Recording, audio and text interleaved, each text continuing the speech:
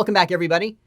So if you followed along on our last semi-live, we basically got our sample app up and running for Friendly Eats, our restaurant review app. And we didn't really do anything else. So we got this so that it's running pretty much exactly the same as our official sample app is running. And now we are ready to make modifications. So let's get started on this next episode of Firebase Semi-live. So as I mentioned in the last video, if we want to create a sample app where we get to see a list of users' favorites, well, in addition to like a restaurants collection, we probably need a users collection. So let's go ahead and create a new user collection. And we'll store like just kind of some dummy data for now. Like maybe we'll just store like last login time, which will be, the current date. So that at least we sort of have a user document that we can start using to like record a list of favorite restaurants and figure out what to do from there. So let's go ahead, and if you haven't yet, go ahead and open up that project folder using your favorite code editor. And in my case, I have VS Code up and running. Go ahead and use anything else you'd like. They are all equally valid, except Emacs. You Emacs people, you're all weird. And let me just kind of walk you through a little bit of what's happening in this sample app. Like I said, not a huge web developer myself.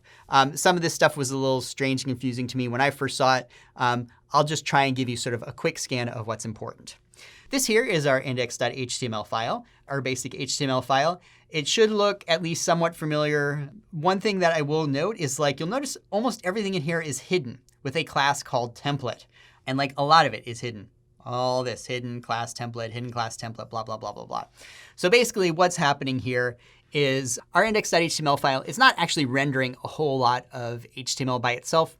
What it's doing is it's creating all of these templates that some part of our code later on will essentially kind of grab and render within our page as a way to like, show a restaurant card or, show the little stars that come when adding a review, that sort of thing. In case you're sort of wondering, what's going on, that's basically what's happening with this file is almost, the vast majority of it is kind of these templates that our code essentially kind of renders later.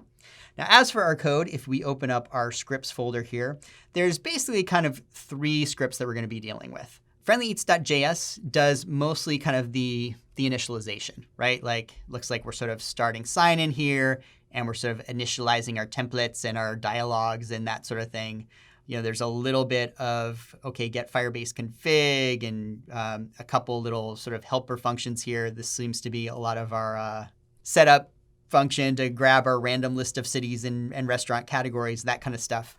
The one thing I will kind of point out here is this router function. We're using this router called Navigo.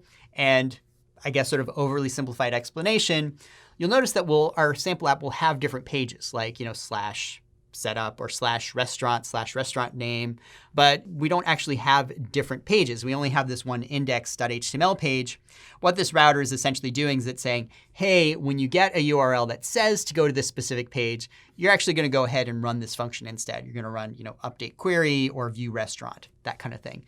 And don't actually try and open up a separate page that's in the restaurant / restaurant ID, .html file, nothing like that. Our data script is basically where we do a lot of the work to interact with Cloud Firestore and get most of our documents, right? Like here's sort of our query to get all of our documents, or at least the first 50, get documents within a specific query, add a rating, which is doing with the transaction. Basically, if you're interacting with the database, you're probably doing it in data.js. And then view.js does most of the work here, essentially kind of rendering the page that you're going to see. So for instance, we sort of have this function that says, given a specific restaurant document, I'm going to go ahead and sort of render our template in this particular way and, add in, show a few things here and there, and then basically kind of passes this render results function to the get all restaurants function, which as you recall is in data.js and does the work of interacting with our database. I'm going through this kind of quick. Don't worry too much about it. I'll sort of get into more specifics later. But just know like data does most of the work for interacting with the database. View does most of the work for essentially taking all of those templates that we saw in our index.html file and kind of showing it with the actual data. Is that all right? Is that pretty much, that should hopefully be enough for you to follow what's going on here. And then friendly.js. Why is it only showing? Come on. Hey, that's weird. All right. For some reason, it only likes to keep 3 files open. I'm sure I'm missing some. Oh, there we go. All right. Let's go ahead and create a function that maybe sets some user data, shall we? I'm going to write a function called update user info. So over in data.js, maybe at the end of this, so we've got add rating, friendly eats, dot prototype, dot, and we'll call it, let's call it update user info. Not indo, info. And this will be basically our function where we create or update that user document. First thing we should probably do is get our current user. Let's do current user equals firebase.auth, and then current user. And so this will grab the currently signed in user if they exist. Should probably say equals function. There we go. Make sure I get my JavaScript right. And then maybe we should go ahead and let's log that to the console.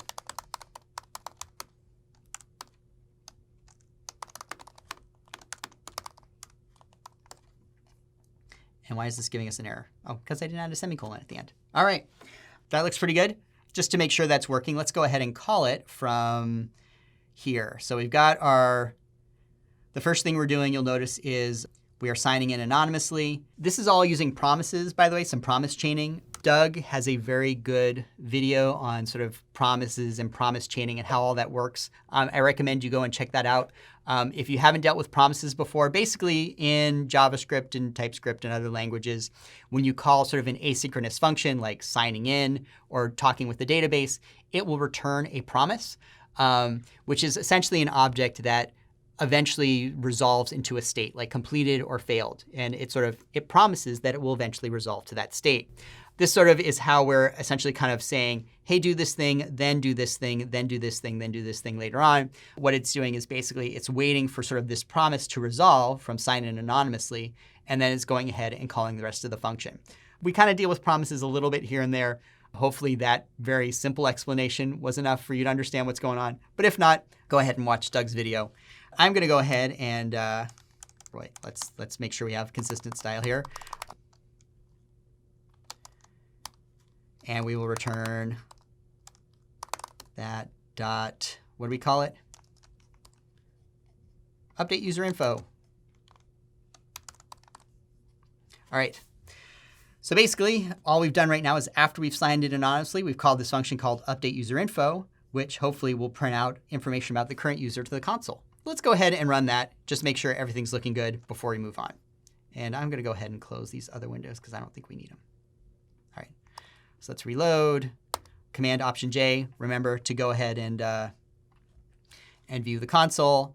And all right, well, we've got an object. Hooray! Okay, we printed out that there's an object that exists. I guess that's good in that it's actually an object. But here, let's go ahead and do Firebase.auth. This is kind of what I was talking about, where like you can sort of do some fun debugging in the JavaScript console. It's basically sort of interacting with our live app as it's running. And so you can go ahead and see like, oh, look, this is what the current user object is if you were to call firebase.auth.currentUser. Because we're signed in anonymously, most of this stuff is empty, right? Like display name is null, email is null. Obviously, this null email is not verified. If we were signing in through like, Facebook or Google or that sort of thing, you would have a lot more interesting information here. Photo URL, again, null. Phone number, null. But we do have a user ID. And this is the unique ID assigned to our user. And that's what we're going to use as sort of the ID of our user document in the database. Let's go ahead and go back to our code here.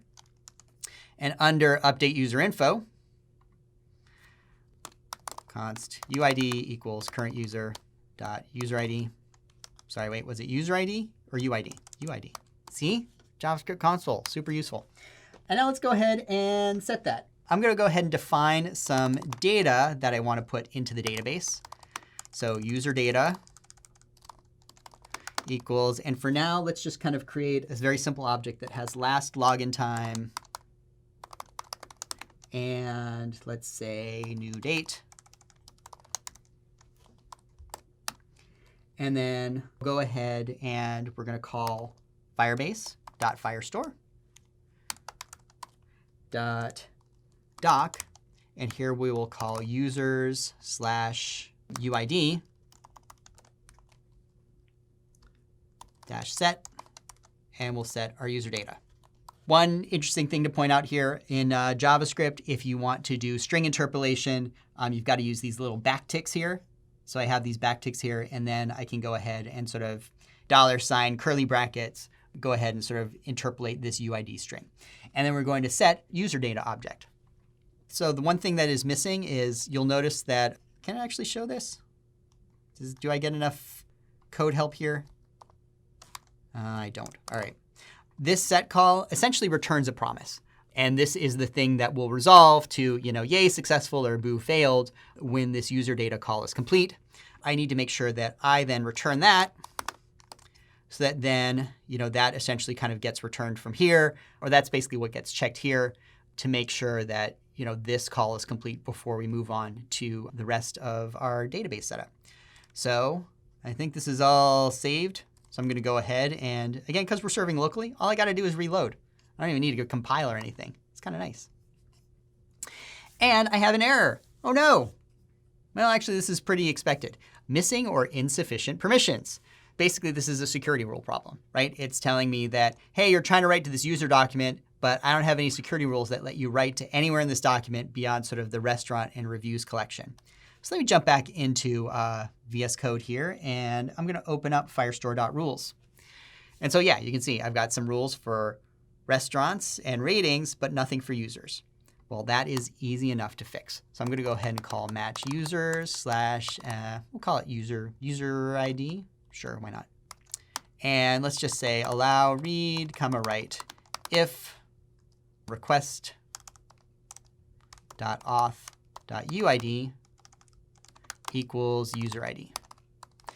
And so basically what I'm saying is we're going to have user documents, the ID of this document, which we're putting into this variable called user ID. You can read and write to it only if your authenticated user ID equals the ID of this document.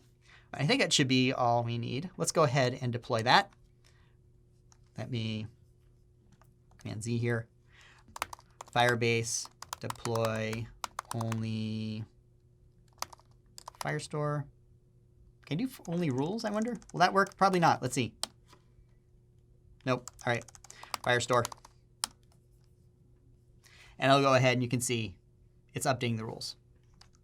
And so now I think, again, all I really need to do is go ahead and reload this because the new rules are automatically applied.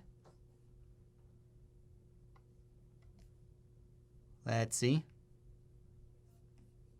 Waiting for localhost. Oh, right. Go back into the foreground. All right, there we go. Forgot about that. Looks like I'm no longer getting an error. Let's see if we actually went ahead and created a user document. I'm going to have to reload this.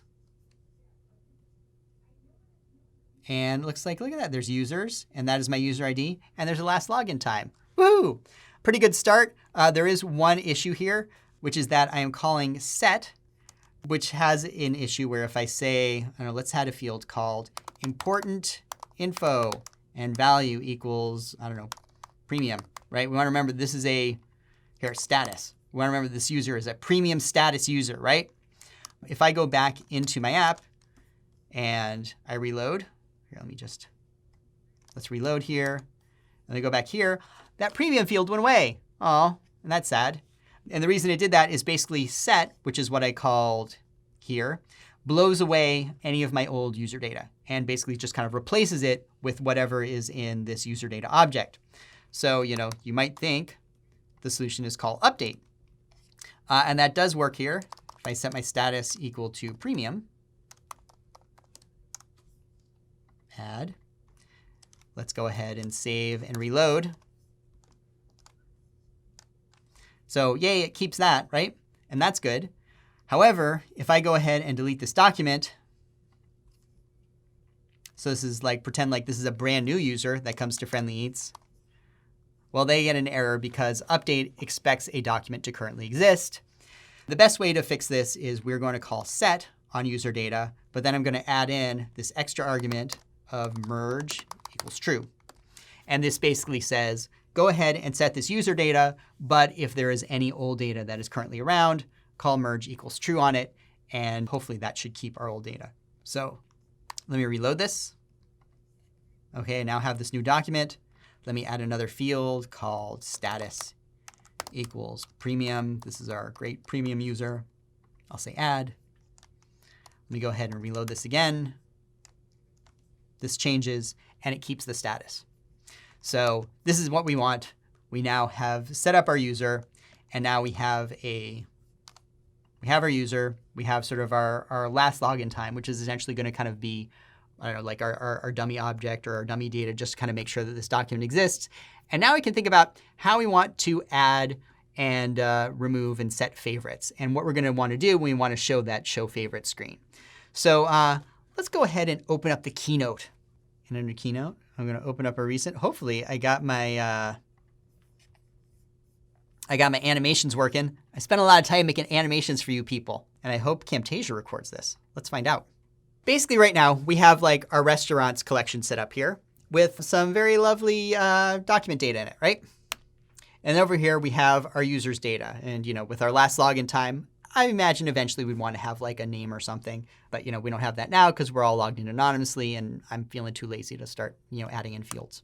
You might think that, OK, if I want to go ahead and add a list of favorite restaurants for every user, I could do that like with an array like this, right? Like I could add a favorites field, and the value for that field would be an array where each one of these items in our array is like the ID of a restaurant document. This certainly seems very intuitive, right? It's a very clear way of thinking about how you might sort of set and store user favorites. There's a problem with this, though, which is that like we are in a NoSQL database world. Firestore is a NoSQL database. And so the idea of like kind of some kind of SQL-y join like this, where it can be like, OK, just grab this user and then grab the restaurants where the ID is in the favorites and have the database do all that work for us. That is not possible, right? NoSQL databases do not work this way. They sort of prefer much simpler queries that are already indexed so it can get you this data very fast.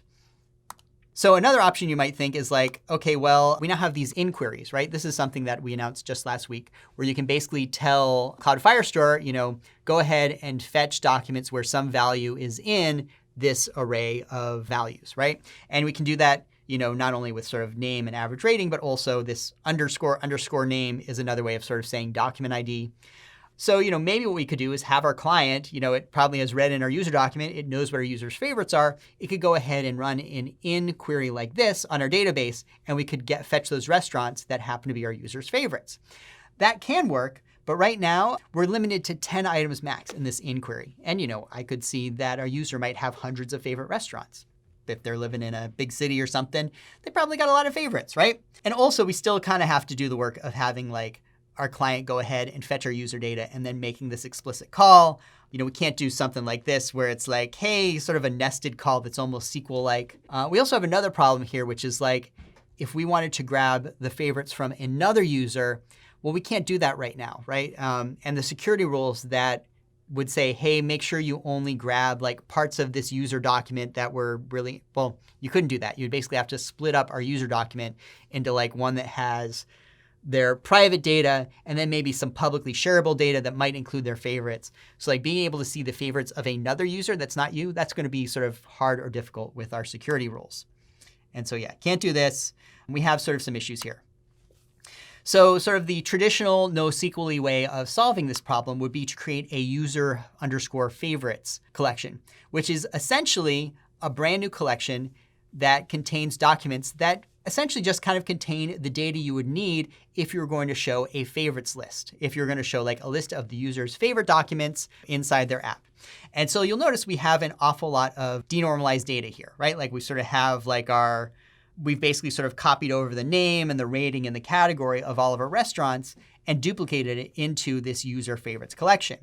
And this is sort of a standard NoSQL-y way of doing things. It's called denormalized data, having your data in more than one location. And this is considered acceptable in a NoSQL world.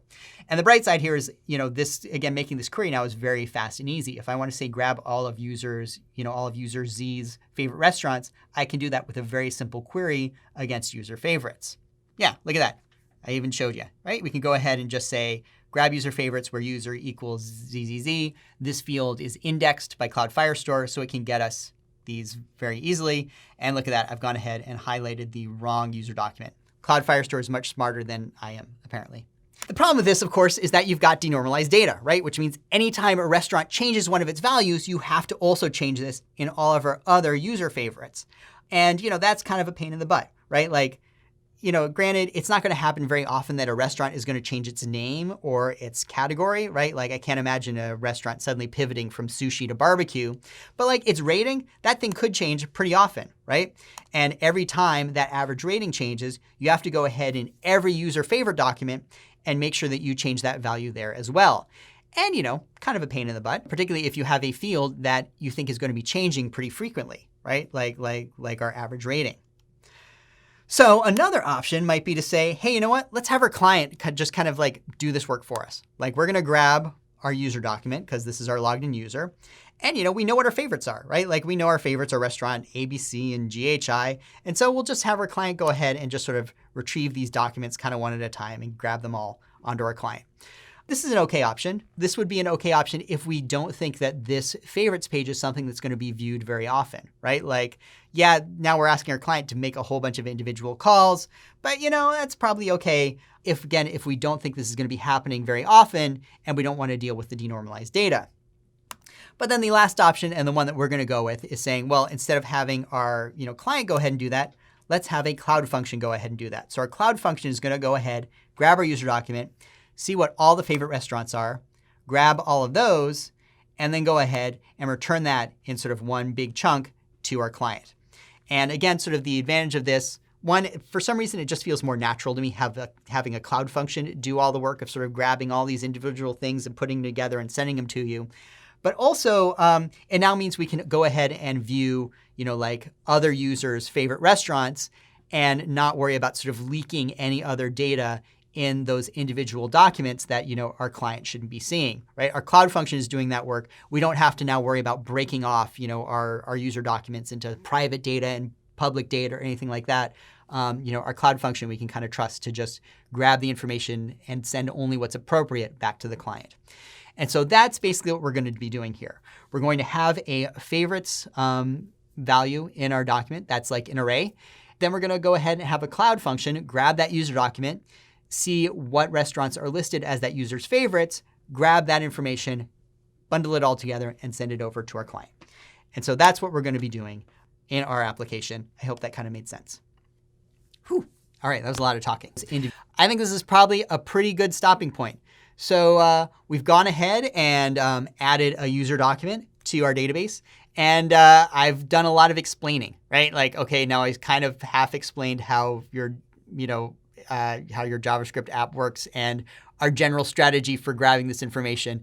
And I promise from here on out, it's going to be hopefully a lot less installing things and getting stuff up and running and actually a little bit more coding. So yay, something to look forward to. Thanks for watching this episode of Firebase Semi-live, and I